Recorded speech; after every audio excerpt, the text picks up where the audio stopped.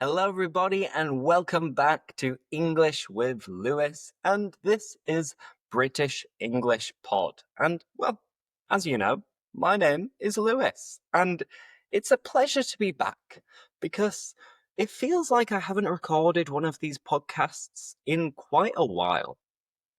And for you, you might be wondering, like, what do you mean, Lewis? Of course, there was a podcast last week, and there was a podcast the week before, but I have to come clean and let you know that usually when I record these videos, I try to get ahead and do it before I need to, just in case then I get very busy with other stuff, or if I'm traveling, it's much harder to record. So the last time I recorded one of these podcasts was over a month ago, because at that time I was home alone for the weekend.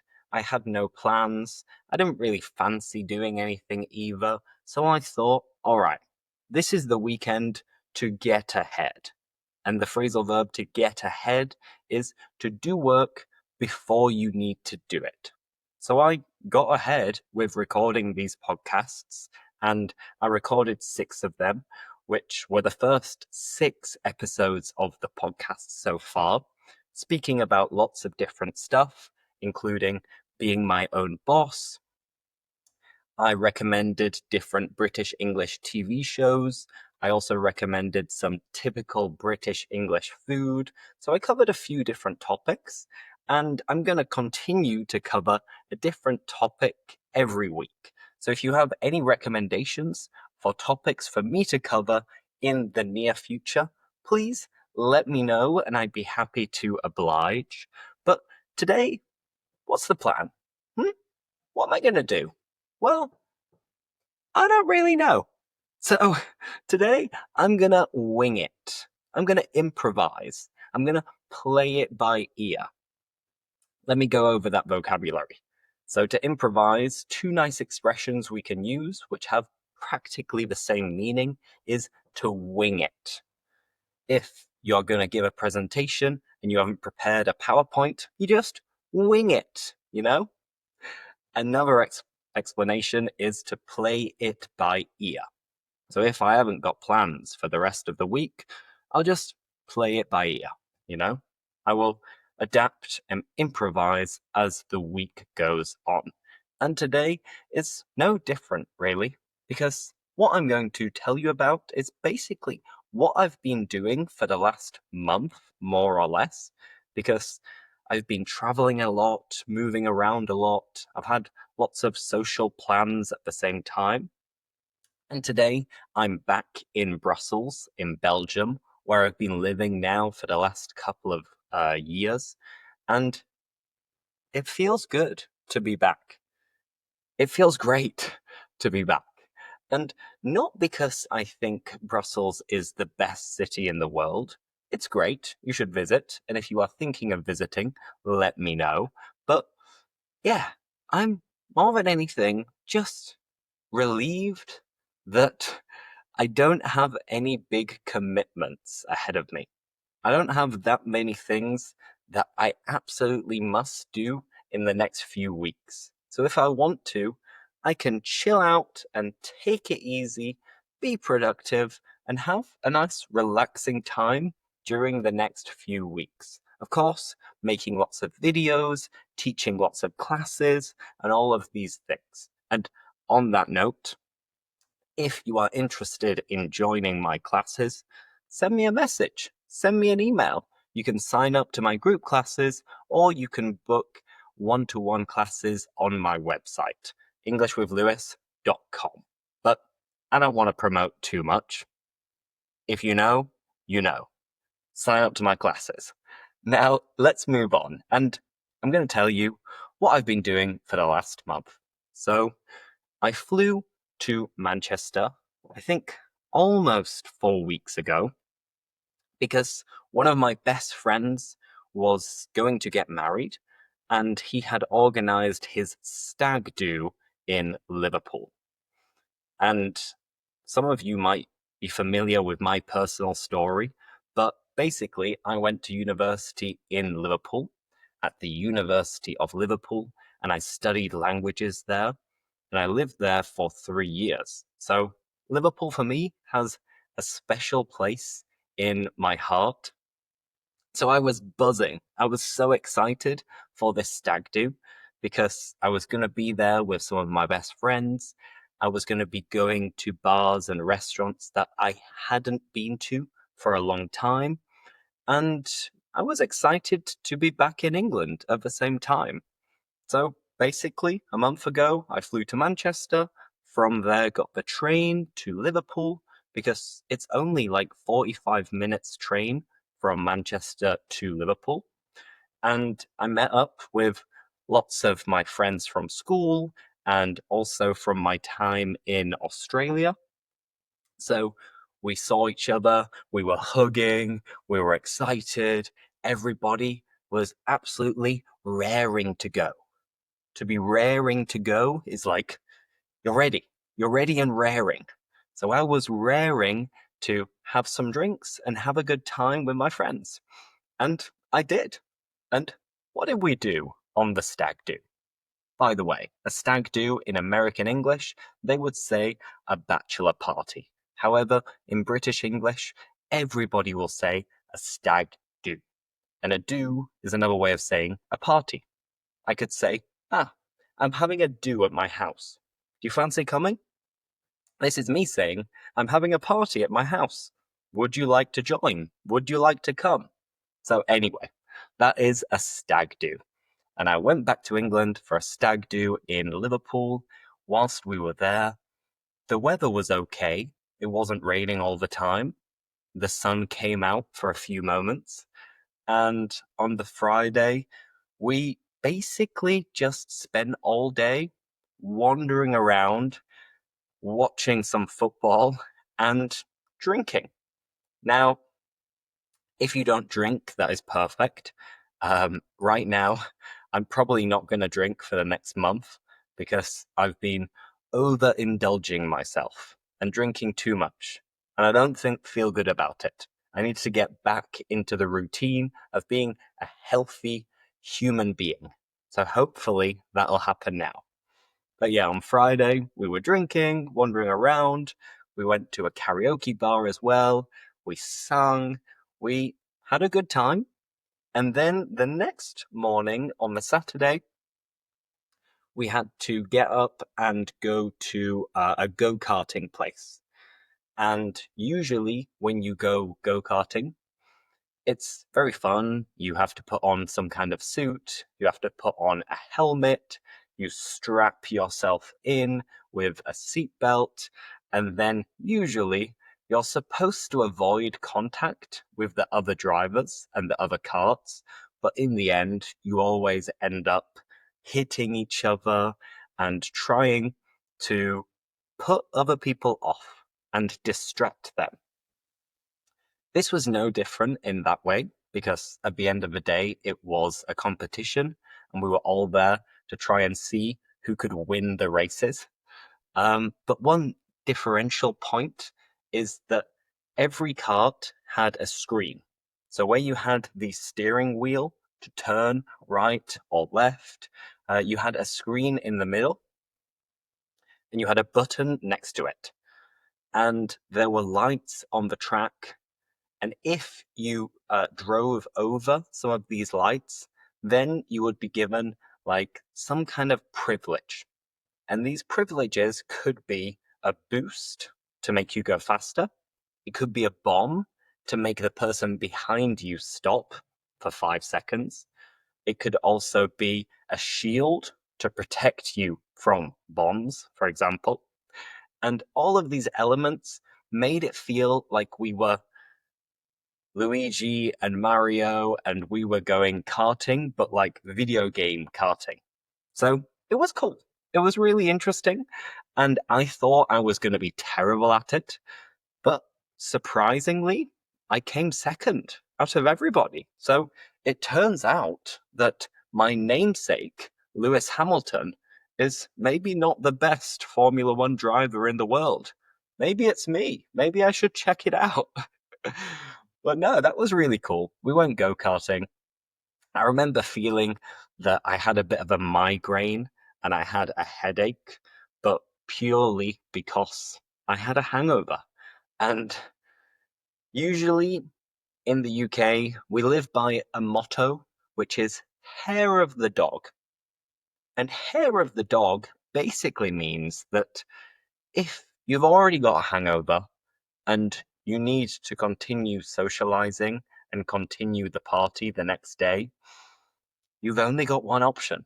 You've only got one choice. And that choice is, well, to keep drinking. And then, if you do this, we say, hair of the dog, hair of the dog. And it just means to drink on a hangover to feel better. You're like adding a little bit of extra medicine to recover from a hangover in order to continue socializing and going out. Because after the go-karting, then we had planned to go on a whiskey tasting session. Now, personally, I never drink whiskey. Some people can be really into it and they really enjoy whiskey tasting, but for me, meh. I don't really understand what a good whiskey tastes like, and whenever I have whiskey, I'll always notice a strange kind of taste and burning sensation down the back of my throat when I swallow it. So I don't think it's very pleasant. But we were there. It was part of the schedule that we had organized for the stag do. So, of course, I partook and I got involved and I participated in the event. And we tried different whiskies. Whiskies from Scotland, from Ireland, and there was a bourbon as well from the US. So it was pretty interesting. And we were all a bit tired after the go karting. So it was a good moment to sit down and relax because then from there we went to this big warehouse in like an industrial estate, and the neighborhood looked a little bit dodgy. It looked a bit strange, maybe not very safe, perhaps a bit run down and dangerous.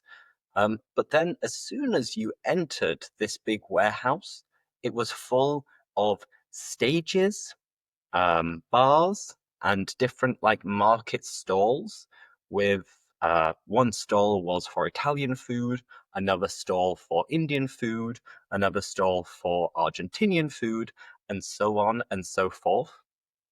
So we got to this place because we had also booked a comedy show, and it was in this big warehouse with food markets, bars, lots of stages. So that was our moment to kind of refuel because personally, I hadn't really eaten anything all day because when I've got a hangover, I don't usually feel that hungry until later. So this was the moment to refuel and pig out and have some good food before watching a few different comedy shows. And there were three different comedians, and they were all really funny. They were hilarious. And it was a big group of lads, a big group of guys, 15 of us, almost 20 of us. And we were all sat next to each other, and yeah, we were just enjoying the show. So basically, that was my plan for the stag do. Of course, after that, we continued going out and we went to different bars. We had a dance, we had a sing. And then on Sunday, oh, I felt awful. I felt terrible. It was one of the worst mornings I've ever had in terms of being hungover.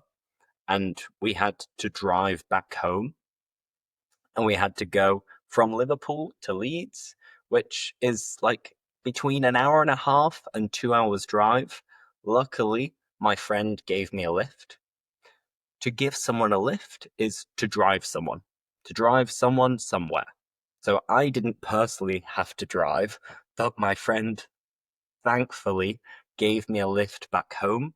And when I got home, I saw that my mum and sister were there with my little nephew, who I hadn't seen for like 3 months. And my nephew is only 1 year and 3 months old. And I didn't expect to see him. Of course, I was absolutely over the moon. I was on cloud nine when I saw him. But in that precise moment, when you've been partying all weekend, drinking all weekend, and not really sleeping a lot all weekend, I was a bit embarrassed because I was like, oh no, is now the best time to have some quality time with my family? But hey, I had no choice, to be honest. So I spent a bit of time with my sister, my mum, and my nephew before going to bed and sleeping for like 5 hours. So that was my big afternoon nap to recover and feel better.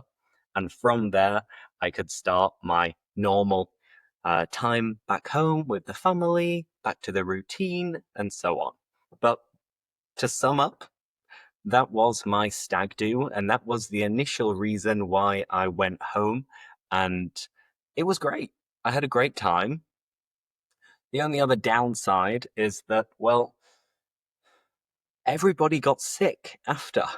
So a few days later, I started coughing. I had to blow my nose a lot because I had bogies and I had a bit of a sore throat.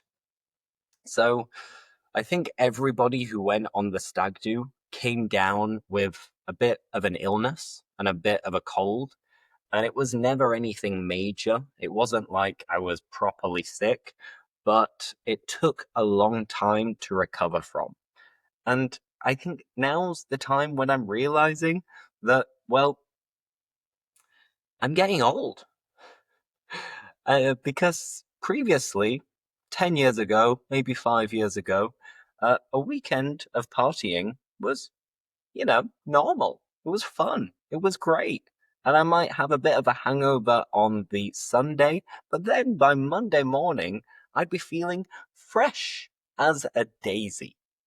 I'd be feeling fresh as a daisy, full of energy, full of beans. But nowadays, I can't hack it. I can't handle it. I'm I'm getting old because I was a little bit sick and a little bit tired for the rest of the week, maybe even longer. It took a long time for me to overcome this cold and to get over this cold because I'm 32 years old. I'm no spring chicken anymore. So that was my the price I had to pay, I suppose. But you know, now's just my time to complain. But it was all good. It was all good because 2 weeks after, I had the wedding. So went home for the stag do, and it didn't make sense for me to come back here to Belgium in between the stag do and the wedding because I work remotely. I can work wherever I want. And of course, I want to spend time with my family at the same time. So I stayed back home in Leeds for a few weeks in total. And yeah, I had a wedding. And this wedding was the same guy whose stag do it was. And for the wedding, of course, we got dressed up and I put on a tie, a jacket, a nicely ironed shirt, and some smart shoes and trousers. So it always feels good to get dressed up, I think. Sometimes you can feel a bit lazy about it beforehand, but once you're dressed up, you feel good. At least that's my opinion. And the wedding venue was in a barn, kind of in the middle of nowhere. And a barn is like a big building where farmers might, in the past, keep their livestock or, let's say, some food for the animals, like hay. And a lot of barns in the UK have been renovated and refurbished and turned into houses, apartments, or venues. So the word venue is basically a place where you celebrate something, a place where you celebrate a party, a wedding, or something similar. But honestly, it was a beautiful place. You could see the hills in the distance. I remember it was like 17 degrees and sunny. You could hardly see a cloud in the sky. So I got to the wedding venue with my girlfriend and some other friends. We got a taxi there and we could kind of, you know, have some drinks and have some small talk, waiting for the bride and groom to arrive. And yeah, they had the ceremony. It wasn't a religious ceremony, it was just a civil ceremony. But they both looked fantastic, and you could see they got a little bit emotional at the same time, which is beautiful. You know, they were there to celebrate their love, so it was nice to see that they were welling up a little bit. To well up is to start to cry, but just a little bit, not a lot. Maybe your eyes start watering, but that's it. That would be somebody who is welling up. And after that, well, they said, yes, I do. So we were all clapping, applauding, and being like, yeah, to the bride and groom, to the bride and groom. And once that happened, we went outside, we had some cocktails, had some drinks, had some canapes with some lovely food because there were waiters and waitresses walking around outside serving us little bites to eat. And that was taking place for an hour or 2 hours before we then all sat down at these really, really big, long tables. And again, it was all really fun because I was there with a lot of my friends from school, people who I've known for donkey's years, for absolute donkey's years. Donkey's years is a very British phrase which means for a long time. So I was at the wedding with many friends that I've known for donkey's years. And we had some lovely food. We continued having some drinks. Then the parents of the bride and groom gave a lovely speech. Then a couple of the friends of the groom gave more speeches. And at this point, I'm not going to lie, I was looking at my girlfriend and she was looking at me, and she didn't say it, but I could read her lips as she said, Lewis, I really need a wee. I really need to pee. And in fact, she said it in Spanish, but I understood, and I was like, me too. Because you've got to understand, we were having some drinks for a couple of hours. Then we sat down at the main dining tables. And, well, from that point, the speeches went on for quite a long time. So we were probably sat down for an hour and a half. And yeah, maybe my bladder isn't very strong because I didn't want to stand up and go to the toilet in the middle of the speeches because then I'd feel a little bit rude. And everybody else was paying attention to the speakers. And yeah, I didn't want to stand up and have people looking around being like, "Oh, so rude. What a lack of education." So I had to hold it in, and I had to hold my bladder to try not to piss myself, sincerely. And I managed it, but the moment when the speeches ended, I absolutely ran as fast as I could to the toilets because it was so painful at that moment because I really, really needed to wee. I needed to wee so much to the point where I was actually like, I think I'm gonna wet my pants. But I did not wet my pants. And it was all good because I got to the toilet.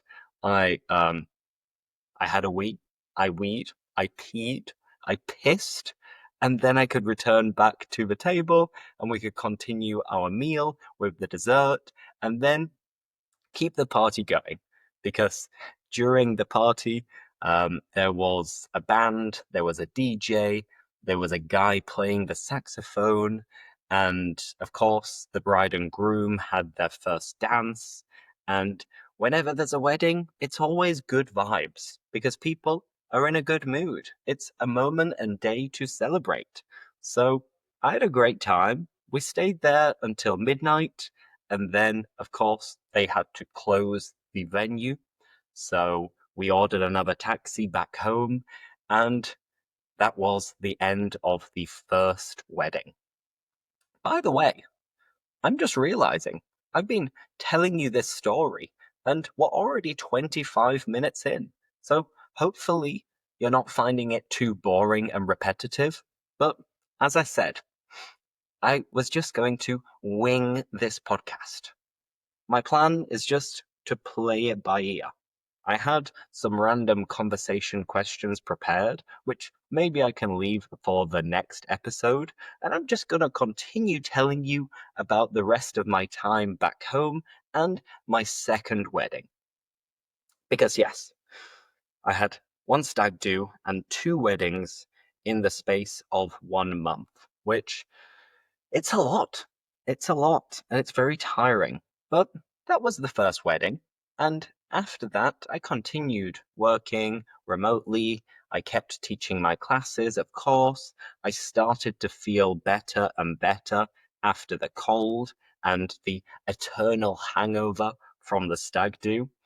And yeah, I got to spend some quality time with my family and also with my nephew during April. It is a month where, in my family and my circle, there are just so many birthdays.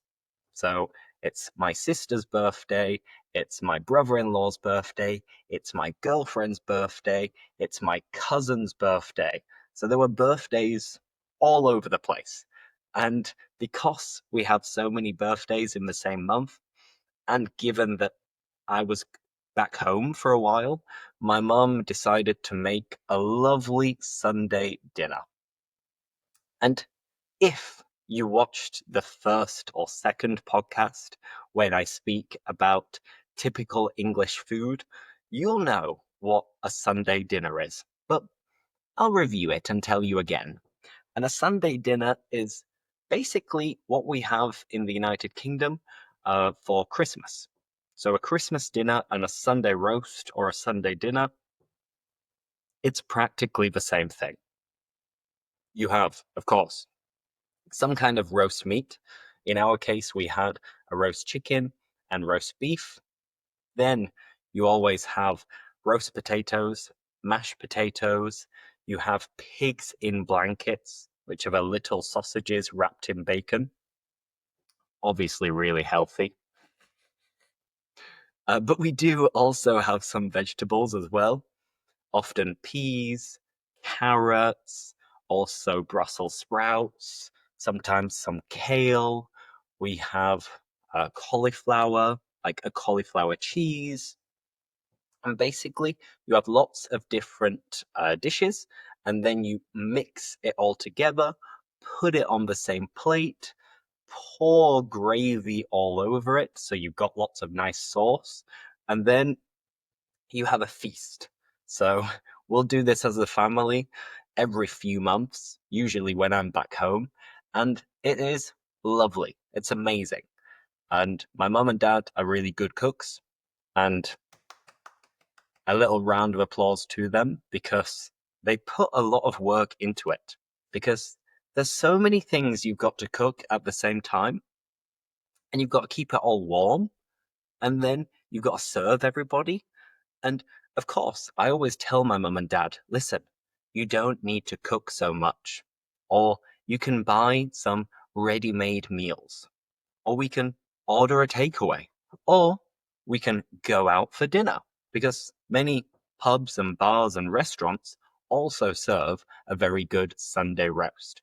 But I suppose my mum likes to host people and she likes to gather all of the family to have a big meal. So, you know, if it's what she likes and she enjoys it, then fair play. So that's what we did to celebrate my sister, brother in law, and girlfriend's birthday. So after, obviously, we had a cake and we also had some brownies and pavlova. So lots of food. I was very full after, but this was one of the big family celebrations we had during the last month. Because then on Thursday last week, I had to go and get another flight to Malaga, to Andalusia. Ole!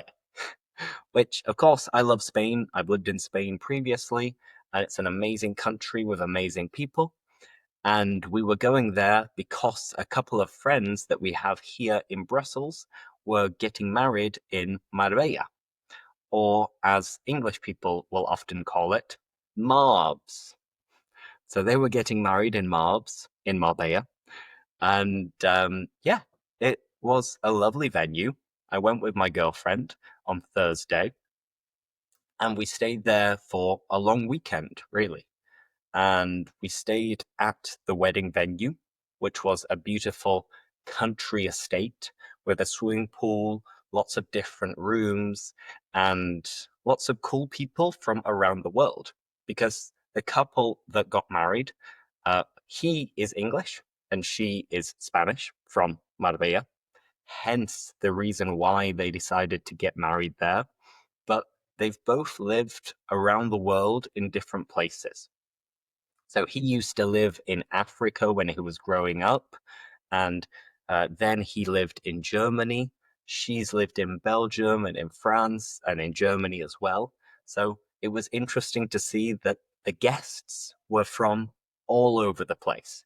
So it was a very interesting international community, and it's quite a cool thing to do to celebrate international love because at the end of the day, we're all very similar. I mean, human beings, usually, we're all quite similar, despite having some different traditions, different customs, different habits, different religions. But I think the important things are often shared. And these important things are love, family, friends, in my case, sport and football. Like, I can always bond and have a good relationship with someone, no matter where they're from, if they're into the same hobbies as me, namely football.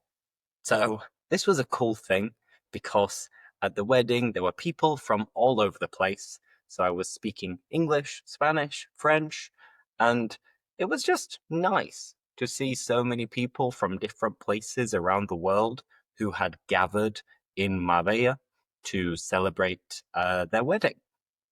And of course, I'm not going to give too many details about the wedding, but a couple of cool things is that they had a jam session.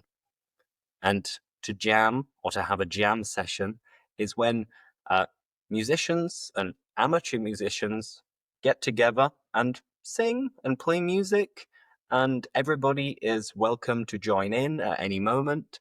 So, uh, the day before the wedding and also the day of the wedding, there was just a concert going on practically at all times. And at the same time, of course, you're eating, you're drinking, you're chatting to lots of different people. But it's true that we were in the Costa del Sol, which is the coast of the sun in English. And strangely, this year, this winter and spring in Spain, the weather has been more similar to English weather than Spanish weather. And at the same time, in England, and I think in many northern European countries, the weather has been surprisingly good. Because I was at home in England for 3 weeks, and I think it only rained like 2 days, maybe 3 days. And the rest of the time, it was pretty sunny every day. while in the meantime, in the south of Spain and many different regions of Spain, it's been pouring it down. It's been pissing it down. It's been chucking it down. It's been raining cats and dogs. And this doesn't normally happen because in Spain, often on TV and on the news, a lot of the reporters and journalists are worried about the possibility of a drought and the possibility of the government having to cut off water supply for a couple of hours per day just to manage the water. Because in Spain, generally speaking, it doesn't rain enough. But this year, it's been raining too much, which of course is great for farming and it's great for any kind of water regulations.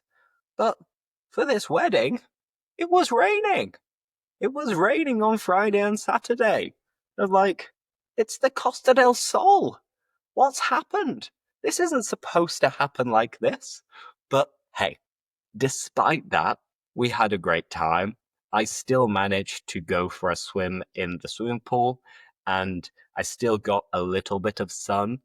And it was an amazing time, an amazing celebration. So both weddings were different, but I enjoyed them equally. And yeah, I think I am glad that my wedding season is temporarily over. It will come again. But the last month has been intense for traveling, socializing, and going to different events. But it was interesting to see the difference between a wedding in England and a wedding in Spain, even if one of the people who was getting married in the Spanish wedding was actually English. But it's, it's interesting to just have a look at the similarities and differences. I'd say that there are many more similarities than differences. For a bit of reference, in the United Kingdom, if you go to a wedding, you're not really expected to pay that much money for a present. Usually we don't have a free bar, and maybe English people are a bit stingier or a bit more tight-fisted. So then, as guests, we don't give that much money. We'll transfer some money, but not a lot. I'd say 50 to £100. Whereas for Spanish weddings, and I believe many weddings from around the world, they pay like 200, 300, or 400 for a couple. And yes, it's true that maybe you have more food and you also have a free bar, so you don't need to pay anything out of your own pocket. But I think people are also more generous. So that's one thing that differentiates British weddings and Spanish weddings. But other than that, it's very similar. Everybody gets dressed up. Everybody has a good time. There's lots of small talk. You have a first dance, you have a big meal, and you have speeches at the same time. So, as with everything, there are always more things that bring us together than that tear us apart. And that could be a wider message for the world that we need to collaborate more than we fight.